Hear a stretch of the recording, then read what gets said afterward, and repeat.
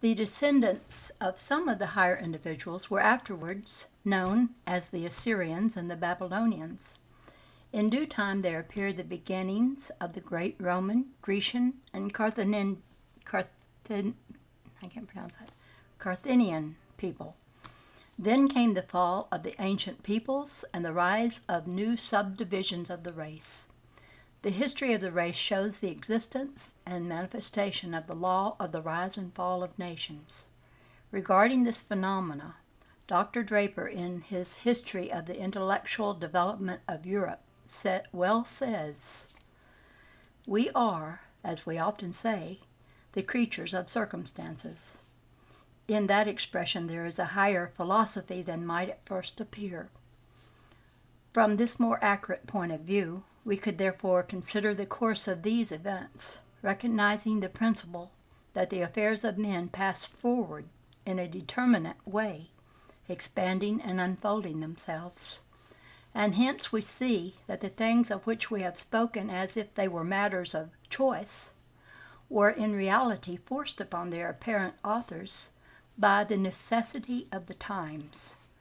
But in truth they should be considered as the presentation of a certain phase of life which nations in their onward course sooner or later assume. To the individual, how well we know that a sober moderation of action, an appropriate gravity of demeanor, belonging to the mature period of life, change from the wanton wilfulness of youth, which may be ushered in, or its beginnings marked by many accidental incidents, in one perhaps by domestic bereavements, in another by the loss of fortune, in a third by ill health. We are correct enough in imputing to such trials the change of character, but we never deceive ourselves by supposing that it would have failed to take place had these incidents not occurred. There runs an irresistible destiny in the midst of these vicissitudes. There are analogies between the life of a nation and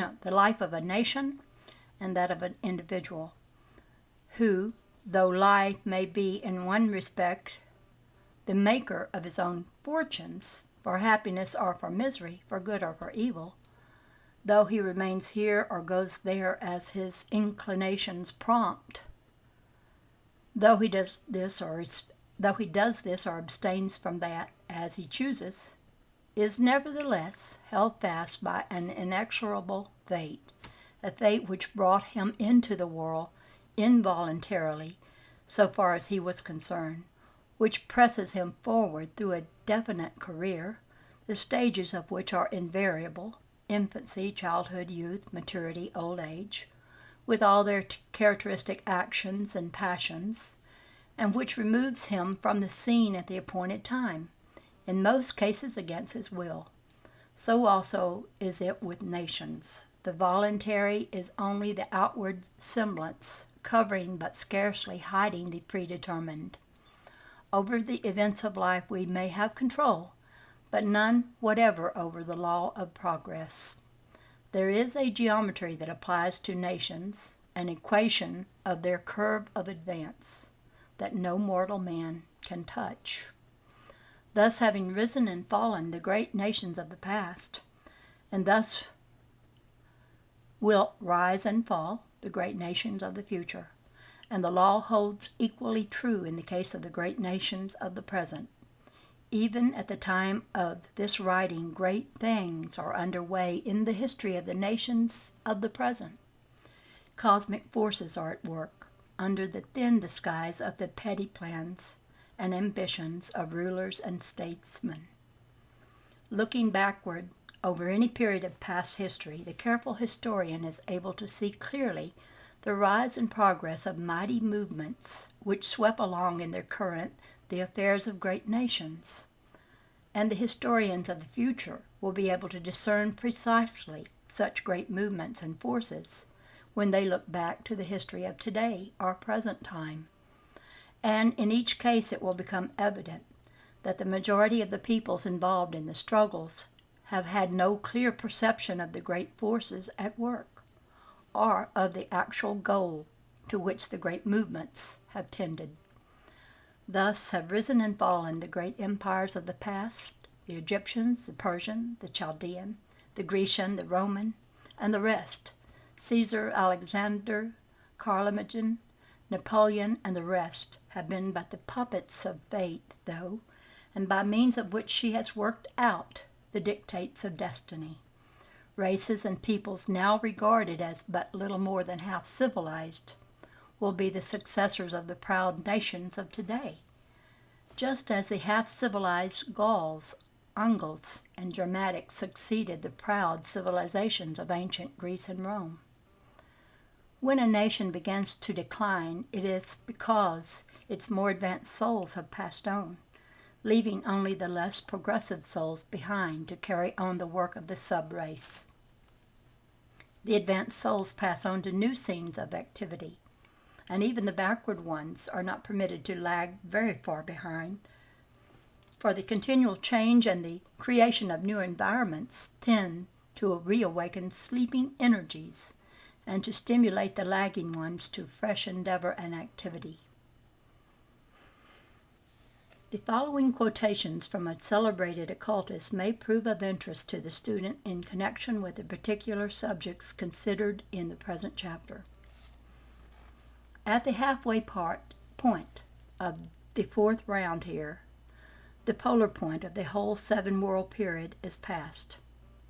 From this point outwards, the spiritual ego begins its real struggle with body and mind to manifest its transcendental powers.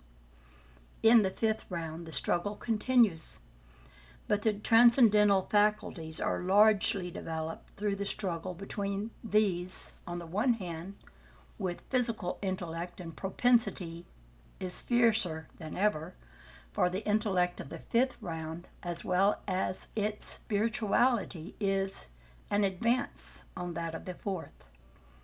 In the sixth round, humanity attains a degree of perfection both of body and soul, of intellect and spirituality, which ordinary mortals of the present epoch will not readily realize in their imaginations. The most supreme combinations of wisdom, goodness, and transcendental enlightenment, which the world has ever seen or thought of, will represent the ordinary type of manhood. Those faculties which now, in the rare efflorescence of a generation, enable some extraordinarily gifted persons to explore the mysteries of nature and gather the knowledge of which some crumbs are now being offered to the ordinary world, will then be the common advantage of all. As to what the seventh round will be like, the most communicative occult teachers are solemnly silent. Mankind in the seventh round will be something altogether too godlike for mankind in the fourth round to forecast its attributes.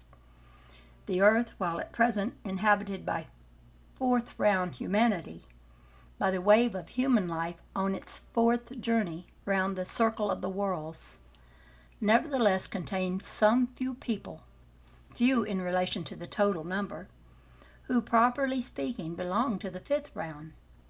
Now, in the sense of the term at present employed, it must not be supposed that by any miraculous process any individual unit has actually traveled around the whole chain of worlds once more often than his compeers. Under the law by which the tide wave of humanity progresses, it will be seen that this is impossible. Humanity has not yet paid its fifth visit even to the planet next in advance of our own. But individual monads may outstrip their companions as regards their individual development, and so become exactly as mankind generally will be when the fifth round has been fully evolved. A man born as an ordinary fourth round man may, by processes of occult training, convert himself into a man having all the attributes of a fifth round man, and so become what we may call an artificial fifth rounder.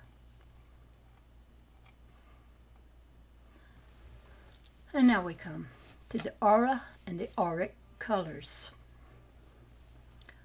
One of the most interesting points of the Rosicrucian teachings to the average student is that which is concerned with the aura, or psychic atmosphere of the human individual, and the astral colors which manifest in that aura and otherwise. By aura is meant a subtle, invisible emanation or exhalation creating an atmosphere around the person or the thing emanating it. At least this is the popular definition of the term. In occult writings and teachings, however, the term has a more specific meaning and is employed to indicate the psychic atmosphere surrounding each human individual, invisible to the ordinary sense of sight, but perceptible by clairvoyant vision. The human aura is an emanation from the soul or souls of the person whom it surrounds. It is akin to the rays of the sun or the fragrance of the flower. It is a form of energy rather than of matter, yet it possesses a certain substantiality, which justifies some writers in treating it as being composed of a very subtle form of matter. The human aura is egg-shaped and extends to an average distance of 2 or 3 feet from the body of the person emanating it. The human aura is composed of numerous elements, some of low and some of a high order, corresponding to the elements manifesting in the soul of the person. Just as the manifestations of the soul of different persons vary greatly one from the other, so do their auras vary in the same degree. An advanced occultist with trained clairvoyant vision is able to read the mental and emotional character of a person like an open book by means of the appearance and coloring of his or her aura. The lowest element in the human aura is that which occultists call the physical emanation, which is almost colorless and which is marked by minute and thin streaks or bristle-like marks standing out from the body like bristles on a brush.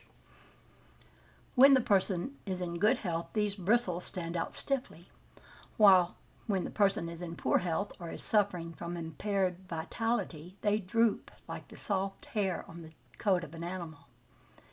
The element of the aura appears to detach minute particles of itself from the aura as the person moves about, and it is believed that it is by these particles that dogs and other animals are able to track persons. It is this which is the essence of the so-called scent followed by the animals mentioned. Another low element in the human aura is that which may be called the auric element of vital energy. This element is perceived by clairvoyants as having a very faint pinkish glow, sometimes filled with tiny sparks of vital magnetism if the person be very magnetic. It is occasionally visible to persons lacking clairvoyant vision and appears to them in the form of vibrating air, similar to the heating air arising from a field on a very, very warm day or from a heated stove. Passing over several unimportant auric elements of a lower degree, the student is asked to consider the most interesting phenomena of the auric colors, which represent the mental and the emotional elements in the soul of the man or woman. These elements are the characteristic features of the aura when perceived by clairvoyant vision. The aura seen in this way presents the appearance of a luminous cloud composed of varied and shifting colors, extending in egg shape to a distance of about 2 or 3 feet from the body, and gradually growing fainter toward its outward limits until it finally disappears. Each one of the colors in the aura represents some particular thought, mental state, emotion of feeling in the soul of the person. It will be seen at once that there is an almost infinite variation and shading of these auric colors, owing to the complexity in the emotional states of the average person.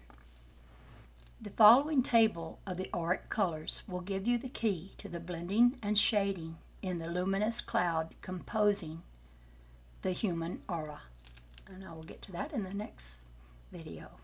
Table of the auric colors.